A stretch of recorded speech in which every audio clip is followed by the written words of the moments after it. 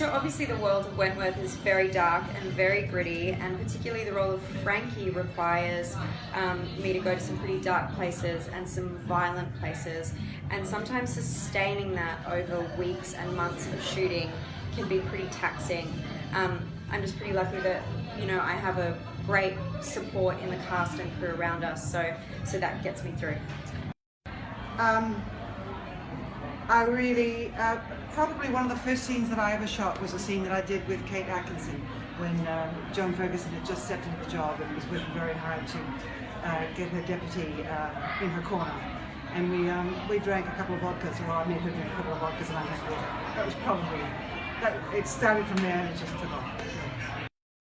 I do think I have a very strong work ethic, and I do like to think that I have a fundamentally compassionate heart, which I think Vera, she's made some bad choices, let's be fair, but even if it were worse moments, I think she attempts to be compassionate.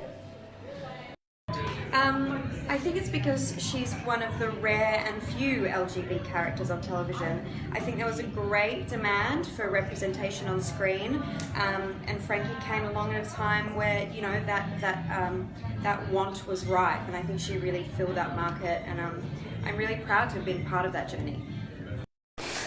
Season 5, she starts off in a bit of a hole that she is trying to scramble out of, and that is the ramifications of B. Smith's death. So from the first episode of season 5, she is responding to that, and it kind of sets off a whole chain of events for the rest of the season that again bring her into contact with Ferguson.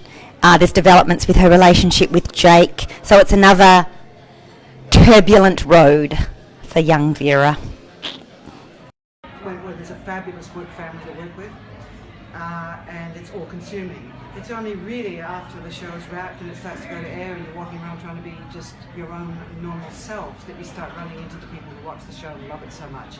And then, I mean, it's astonishing. I'm gobsmacked. I've been around the world and had people rock up to me on, 3 continents now, maybe 4.